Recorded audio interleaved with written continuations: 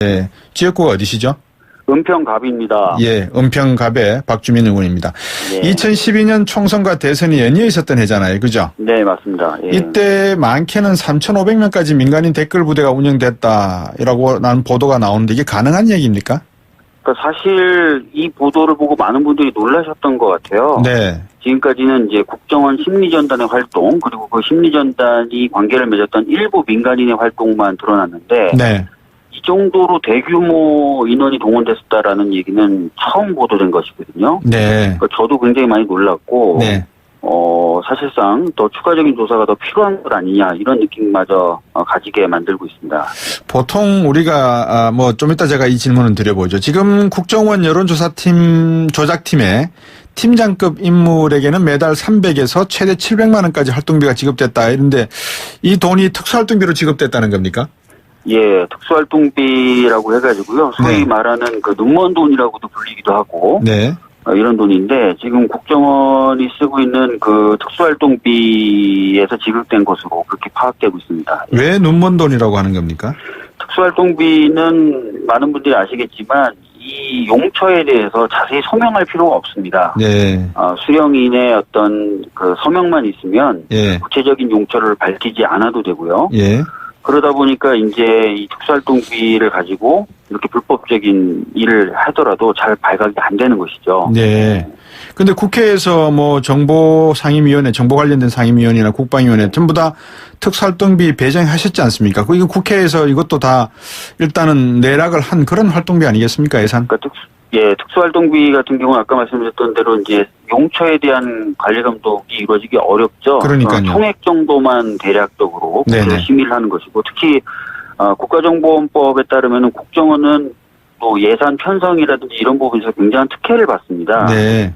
그러니까 예산을 편성할 때 그냥 총액 규모 정도로만 그 편성을 해서 국회에다 자료를 제공하면 되고요. 그다음에 구체적인 첨부 서류 같은 것도 제출 안 해도 됩니다. 예. 그리고 심지어는 비밀활동비 같은 경우는 다른 기관의 예산에 예. 넣어가지고 통과시켜 버릴 수도 있어요. 아, 그렇군요. 예, 그러다 보니까 전체적인 예산 규모도 파악하기가 어렵고, 예. 거기다 더 특수활동비는 아까 말씀드렸던 대로 쓴 부분에 대해서까지 세세한 어떤 밝힐 필요가 없기 때문에 네. 더 통제되기가 어렵습니다. 역대 정부에서 이 내역을 구체적으로 통보하거나 투명하게 회계장부에 기록한 정보가 있었습니까? 사실상 없었다고 봐야 되겠죠. 네. 예. 그 앞서 SNS 장악 문건도 이명박 정부 당시 청와대 정무수석실에 보고한 걸로 그렇게 확인됐는데요. 민간인 예, 댓글 부대와 관련해서 청와대가 이 보고 받았지 않았겠습니까? 어떻게 보십니까? 뭐 사실 이제 아시겠지만 국정원은 대통령 직속기구입니다. 네.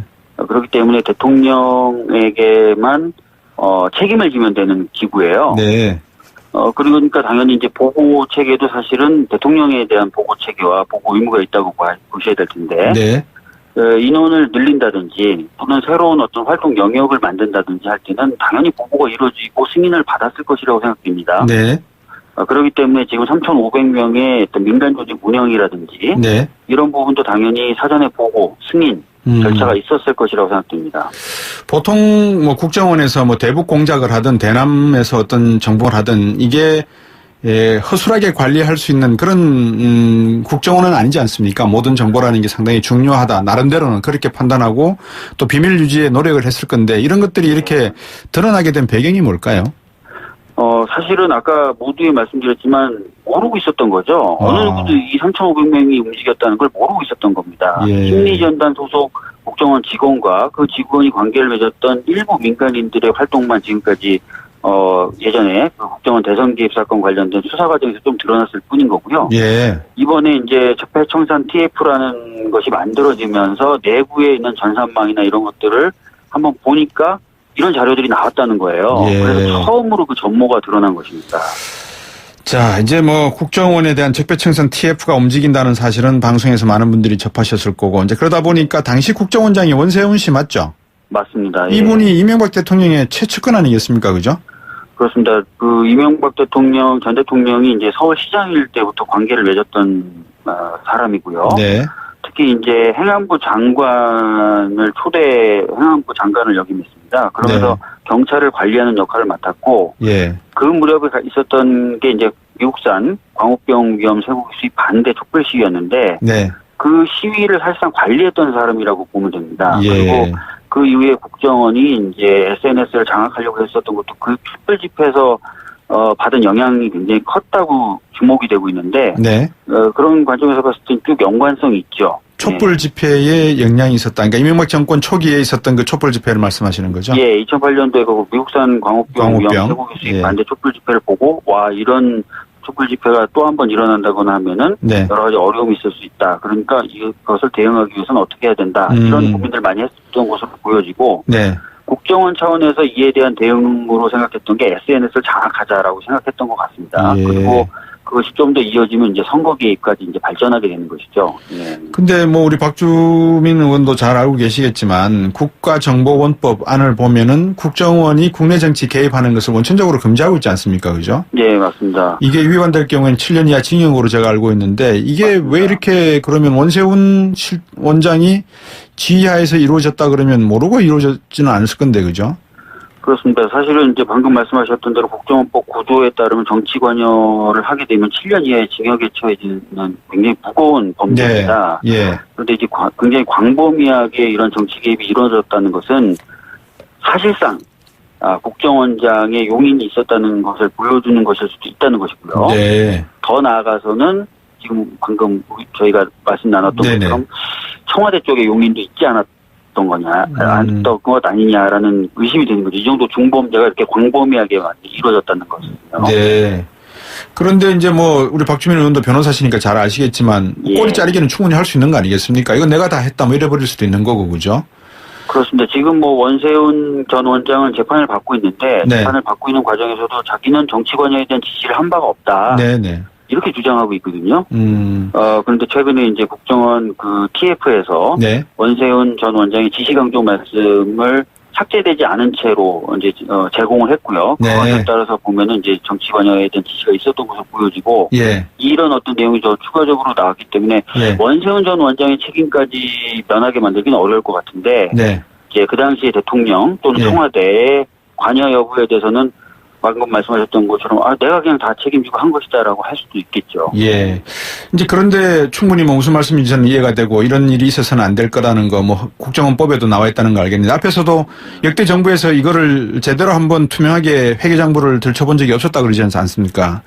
이게 제가 본질적으로 아는 국정원 개혁을 하려면 국정원 TF팀들이 역대 정부의 모든 내용들을 다 들여다봐서 과거 정부에서는 어떤 일이 있었는지에 대한 공통분모라 그럴까요? 그거를 다 찾아내서 이거를 다 정리해야 되지 않겠습니까? 뭐 과거에 불법한 행위가 있었다면은 뭐 찾아서 예. 밝힐 필요가 있겠죠. 예. 이명박 정부에서 딱 끝날 필요는 없을 것 같아요. 그죠? 사실 이제 그 심리전단의 활동은 이제 박근혜 전 대통령 당시에도 이어진다라고 지금 많은 분들이 보고 있거든요. 네. 그런 부분까지도 좀 볼 필요는 있을 것 같습니다. 알겠습니다. 근데 이 사건과 관련된 공소시효가 5개월밖에 지금 안 남았다고요? 국정원 대선 개입? 그런 얘기가 들리는데 제가 봤을 땐 이게 지금 5년 이하의 그 징역, 뭐 7년 이하의 징역 이런 식으로 되어 있어요. 그러니까 네. 행위 당시의 국정원법은 5년 이하의 징역으로 예. 개정된 국정원법은 7년 이하의 징역인데 예. 신법이든 국법이든 형의 장기가 5년 이상이기 때문에 공소시효 7년 아닌가 이렇게 네. 보여지는데 예. 만약에 이제 5년 만약에 5개월밖에 안 남았다 하더라도 예. 지금 국정원의 대선 개입에 대해서는 계속 검찰들이 팔로우업하고 수사를 해왔던 사건이라서 그렇죠. 뭐 충분히 가능할 것 같고 만약에 공소시효가 7년이라면 좀 더 넉넉하게 수사할 수 있고 그렇게 예. 보여집니다. 근데 박지민 의원님 말입니다. 근데 이게 이제 국내 정보 수집 관련해서는 방금 말씀하셨던 이야기를 나눴던 이런 내용 때문에 문제가 있다는 건 대충 이제 감이 오는데 네. 대공수사권 이 문제만큼은 좀 다시 고민을 해야 되지 않습니까? 폐지해야 된다 이런 이야기들이 나와서요. 지금 대공수사권을 폐지한다는 것이 아니라요. 네. 말씀드렸다시피 저희들이 계속 이야기하고 있다시피 그 권한을 이양하는 겁니다. 딴 기관으로 보내는 겁니다. 어느 기관으로 이양할 예정입니까? 지금 현재로서는 경찰 쪽으로 생각을 하고 있는 것이죠. 예. 그래서 대공수사 기능을 없앤다 이 개념이 아니라요. 외국의 다른 정보기관처럼 네. 외국의 다른 정보기관의 예를 보면 수사권을 직접 가지고 있는 정보기관들이 거의 없거든요. 예. 그래서 수사 기능은 원래 수사하던 기능을 갖고 있는 네. 그런 기관으로 보내서 효율적으로 운영하겠다는 거지 없애겠다는 것이 아닙니다. 네. 제가 앞에서 쭉 질문을 드리면서 사실 이 복선으로 깔은 것 중에 하나가 TF 활동, 국정원의 이 TF 활동이 지금 자칫하면 정치적 보복으로 보이는 거 아닌가. 이게 개혁이라는, 뭐라 그럴까요. 이 장막을 앞에 내세우고 사실상은 정치 보복이다. 이런 내용들을 이명박 전 대통령 측 관계자들이 이야기하고 있는 것 같아요. 어떻게 이야기되고 있습니까? 사실 뭐 지금 그렇게 반발하고 있는 야당이 있죠. 그러나 저는 그 이해훈 바른정당 대표께서 말씀하셨던 내용이 굉장히 정확하다고 보거든요. 이 사안이 굉장히 중대하기 때문에 공명하고 정대하게 수사가 이루어질 필요가 있다라고 오늘 말씀하셨는데 바로 그거죠. 이 사안이 굉장히 덮고 갈 수 있는 사안이 아닙니다. 굉장히 중대한 사안이고요. 그렇기 때문에 공명하고 정대하게 수사가 이루어지면은 되는 문제라고 저는 생각합니다. 예. 저도 뭐 그 점에서 공감을 할 수밖에 없는 게 아무리 지금 국내외 정세가 힘들고 어렵다 하더라도 이것을 핑계로 해서 변명을 대서 국정원을 너무 흔들면은 국가 정보 활동에 있어서 지금같이 안보 상황이 중요한 시기에 잘못될 수 있다. 아니면 이런 내용들이 나오는 건 좀 적폐청산이나 개혁에 있어서 상당히 좀 부정적인 측면인 것 같습니다. 그죠? 그러니까 국내 정치에 개입하지 못하도록 하는 것이 우리나라의 안보 상황을 악화시킨다. 이건 말이 안 되는 것 같거든요.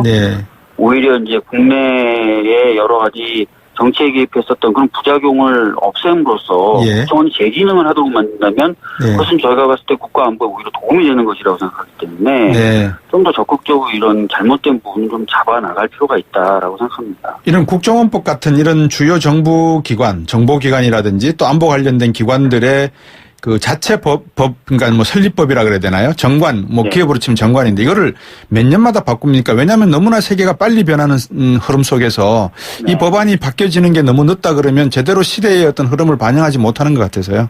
네, 국정원법 관련돼서 이제 개혁에 대한 이야기가, 개정에 대한 이야기가 지금 나오고 있죠. 방금 말씀드렸던 것처럼 본연의 어떤 정보기관으로서의 역할을 수행하기 위해서 여러 가지 좀 조정할 필요가 있는 것입니다. 그래서 지금 얘기를 하고 있는 중이고요.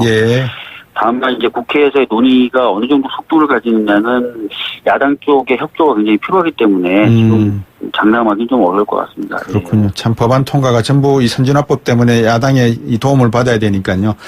원세훈 전 국정원장에 대한 뭐 아직 앞에서 잠깐 말씀해 주셨습니다. 어떻습니까? 구형이 4년이 되었는데 어떻게 예상하십니까? 마지막.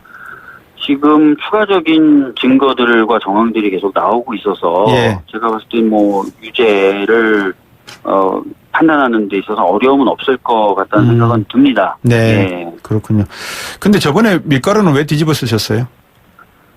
그거는 이제 소방관 분들이 겪고 있는 어려움을 극복하기 위해서 국가직 전환이라든지 이런 과제들이 있습니다. 그런 것들이 좀 널리 알려졌으면 하는 마음에서 소방관 분들의 그 연기 이런 걸 마시는 어떤 그런 것들을 형상화한 그런 퍼포먼스를 한 겁니다.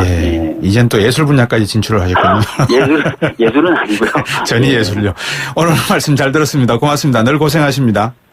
감사합니다. 더불어민주당의 박주민 의원이었습니다.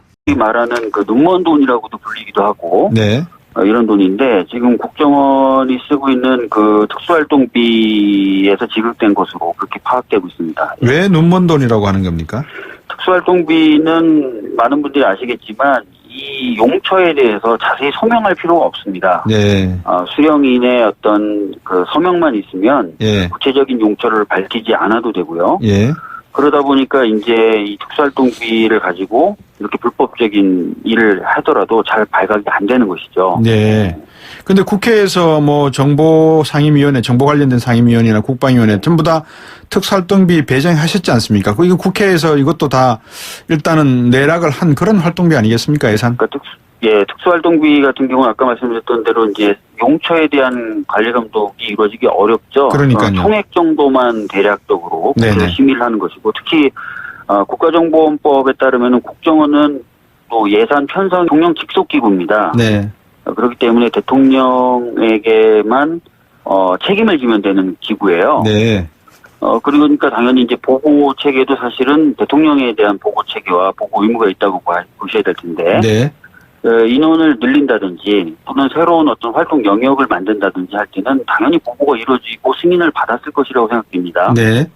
그렇기 때문에 지금 3,500명의 어떤 민간 조직 운영이라든지 네. 이런 부분도 당연히 사전에 보고 승인 절차가 있었을 것이라고 생각됩니다. 보통 뭐 국정원에서 뭐 대북 공작을 하든 대남에서 어떤 정보를 하든 이게 허술하게 관리할 수 있는 그런 국정원은 아니지 않습니까? 모든 정보라는 게 상당히 중요하다. 나름대로는 그렇게 판단하고 또 비밀 유지에 노력을 했을 건데 이런 것들이 이렇게 드러나게 된 배경이 뭘까요? 사실은 아까 모두에 말씀드렸지만 모르고 있었던 거죠. 어느 누구도 이 3,500명이 움직였다는 걸 모르고 있었던 겁니다. 예. 심리전단 소속 국정원 직원과 그 직원이 관계를 맺었던 일부 민간인들의 활동만 지금까지 예전에 그 국정원 대선 개입 사건 관련된 수사 과정에서 좀 드러났을 뿐인 거고요. 예. 이번에 이제 적폐청산 TF라는 것이 만들어지면서 내부에 있는 전산망이나 이런 것들을 한번 보니까 이런 자료들이 나왔다는 거예요. 예. 그래서 처음으로 그 전모가 드러난 것입니다. 자, 이제 뭐 국정원에 대한 적폐청산 TF가 움직인다는 사실은 방송에서 많은 분들이 접하셨을 거고 이제 그러다 보니까 당시 국정원장이 원세훈 씨 맞죠? 맞습니다. 예. 이분이 이명박 대통령의 최측근 아니겠습니까? 그죠? 그렇습니다. 그 이명박 대통령, 전 대통령이 이제 서울시장일 때부터 관계를 맺었던 사람이고요. 네. 특히 이제 행안부 장관을 행안부 장관을 역임했습니다. 그러면서 네. 경찰을 관리하는 역할을 맡았고, 예. 그 무렵에 있었던 게 이제 미국산 광우병 위험 쇠고기 수입 반대 촛불 시위였는데, 네. 그 시위를 사실상 관리했던 사람이라고 보면 됩니다든지 이런 부분에서 굉장한 특혜를 받습니다. 네. 그러니까 예산을 편성할 때 그냥 총액 규모 정도로만 그 편성을 해서 국회에다 자료를 제공하면 되고요. 그다음에 네. 구체적인 첨부 서류 같은 것도 제출 안 해도 됩니다. 예. 그리고 심지어는 비밀활동비 같은 경우는 다른 기관의 예산에 예. 넣어가지고 통과시켜 버릴 수도 있어요. 아, 그렇군요. 예, 그러다 보니까 전체적인 예산 규모도 파악하기가 어렵고 예. 거기다 더 특수활동비는 아까 말씀드렸던 대로 쓴 부분에 대해서까지 세세한 어떤 밝힐 필요가 없기 때문에 네. 더 통제되기가 어렵습니다. 역대 정부에서 이 내역을 구체적으로 통보하거나 투명하게 회계장부에 기록한 정보가 있었습니까? 사실상 없었다고 봐야 되겠죠. 네. 예. 그 앞서 SNS 장악 문건도 이명박 정부 당시 청와대 정무수석실에 보고한 걸로 그렇게 확인됐는데요. 민간인 맞습니다. 댓글 부대와 관련해서 청와대가 이 보고 받았지 않았겠습니까? 어떻게 보십니까? 뭐 사실 이제 아시겠지만 국정원은 네. 지역구가 어디시죠? 은평갑입니다. 예, 은평갑의 박주민 의원입니다. 네. 2012년 총선과 대선이 연이어 있었던 해잖아요. 그죠? 네, 맞습니다. 예. 이때 많게는 3,500명까지 민간인 댓글 부대가 운영됐다라고 난 보도가 나오는데 이게 가능한 얘기입니까? 그러니까 사실 이 보도를 보고 많은 분들이 놀라셨던 것 같아요. 네. 지금까지는 이제 국정원 심리전단의 활동 그리고 그 심리전단이 관계를 맺었던 일부 민간인의 활동만 드러났는데 네. 이 정도로 대규모 인원이 동원됐었다라는 얘기는 처음 보도된 것이거든요. 네. 그러니까 저도 굉장히 많이 놀랐고 네. 사실상 더 추가적인 조사가 더 필요한 것 아니냐 이런 느낌마저 가지게 만들고 있습니다.